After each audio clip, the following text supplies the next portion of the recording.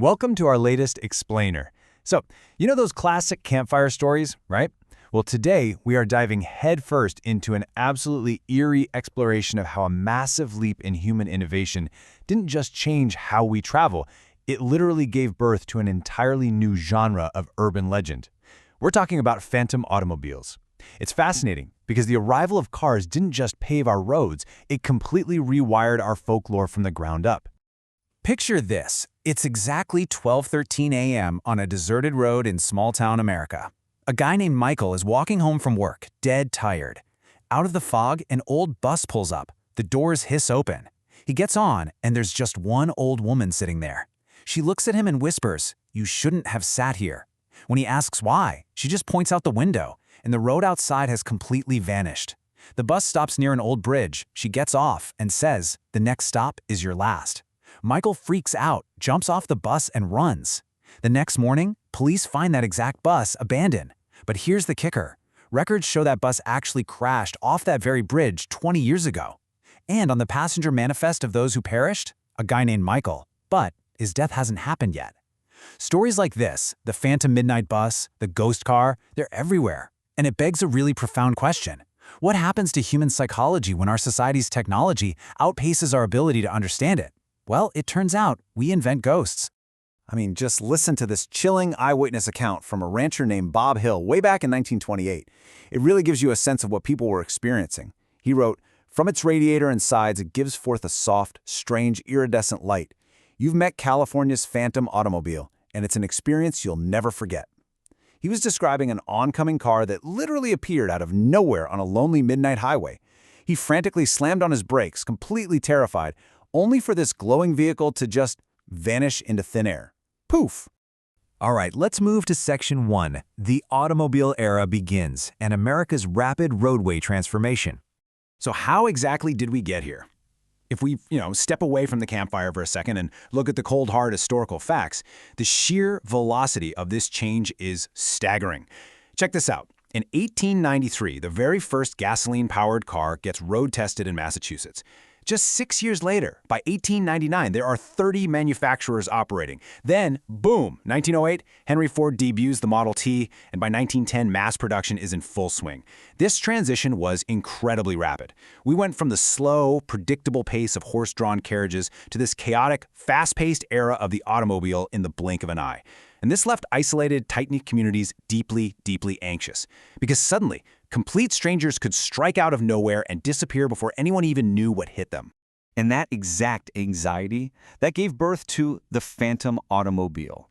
By definition, it's a 20th century folklore motif featuring ghostly, speeding, and often anonymous cars, born directly from the societal terror of newly accessible and frankly, really dangerous roadways. As the world shrank and as strangers gained sudden, unprecedented access to small towns, our folklore had to quickly adapt to process this brand new, high-speed terror. Which brings us to Section 2, Outlaws and Blind Tigers, or as I like to call them, flesh and blood phantoms. Now here's where it gets interesting. Not all of these early phantoms were spirits of the dead. In fact, the crucial point here is that the very first phantoms were terrifyingly real. Human criminals were quick to eagerly embrace the automobile. We had blind tigers. These were bootleggers smuggling illegal liquor at midnight, basically acting like prototypical outlaws. Then there were mass bandits executing rapid, lightning-fast robberies and vanishing into the dark.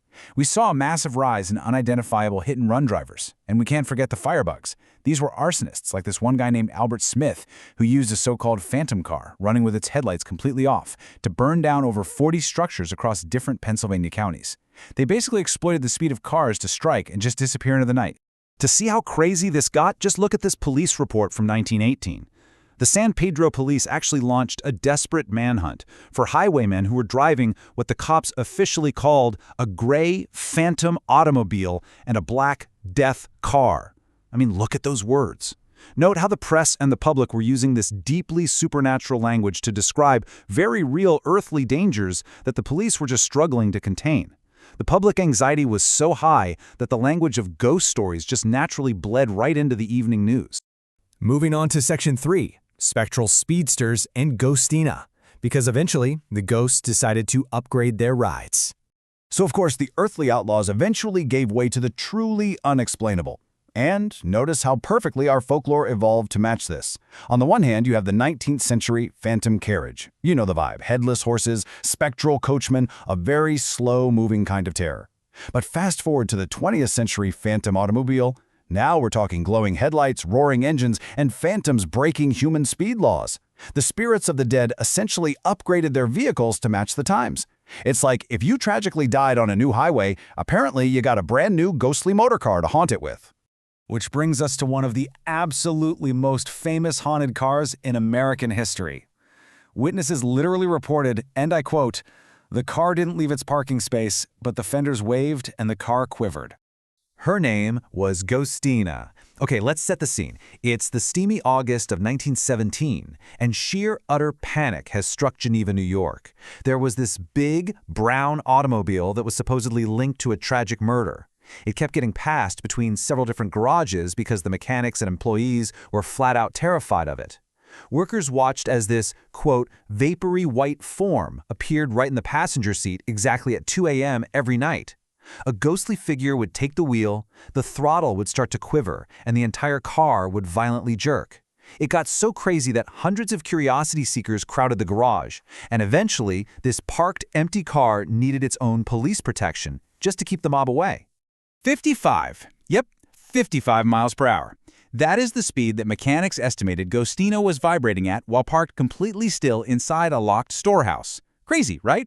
And even when skeptical investigators showed up and tried to debunk the whole thing as just a prankster poking the car with a pipe from underneath, they could never explain the vaporous forms of the driver and passenger that were witnessed by dozens of completely unrelated people. All right, Section 4. America's loneliest highways, desolation, and the mind. You know, the vast, empty geography of the United States acts as this incredibly powerful catalyst for high strangeness. For example, in Cleveland, you had the infamous Death Strip, which was said to be haunted by the ghost of a test driver named Carl Brown. People claimed they saw him passing other motorists in a phantom car long after his fatal crash there. Then, out in California, at Death Curve, terrified witnesses reported a phantom touring car hovering suspended literally a few feet above the road, no wheels touching the ground. And in Nevada, we have State Route 375. It's famously dubbed the extraterrestrial highway because it is just loaded with UFO and anomaly sightings. The takeaway here is that from the deadly paved stretches of Ohio to the remote echoing deserts of Nevada, dangerous and lonely roads consistently breed these terrifying myths. Now, if you think these legends totally died out with the Model T, well, think again. Just look at this encounter from 2004. Sue and Gene Serino lived in Virginia, and they were plagued by an invisible car on their own property. They noted, "We realized we were hearing the car's tires crunching gravel, but our driveway and the road were completely paved." Let that sink in. They would even see phantom headlights floating down their driveway that cast absolutely no reflection on the surroundings. It really just proves that these automotive legends, yeah, they are very much alive in the modern era.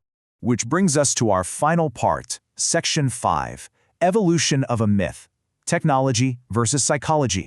So let's take a step back. What is actually going on here? Let's tie all this source material together.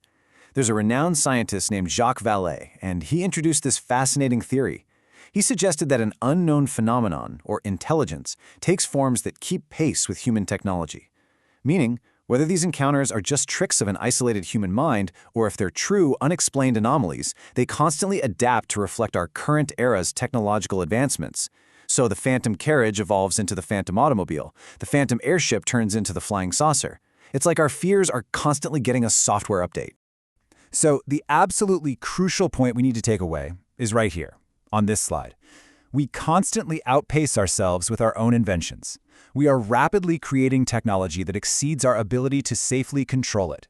The phantom automobile ultimately represents our deep, subconscious anxiety about surrendering that control. Think about it. In a split second, a machine of steel and fire can bring mortal peril. And to cope with the sheer terror of this sudden, massive societal shift in the 20th century, our minds naturally overlaid the ghosts and legends of the old world onto the shiny new machinery of the modern one. Which leaves us with this final, really provocative thought to chew on. As artificial intelligence and fully autonomous driverless cars begin to take over our modern roads today, what new, terrifying phantoms are we creating right now? I mean, are the ghosts of the future already riding quietly in the empty back seats of our self-driving cars? Just think about that the next time you're out driving on a dark, lonely road. Thank you so much for joining me on this explainer. Keep questioning, keep exploring, and as always, stay curious.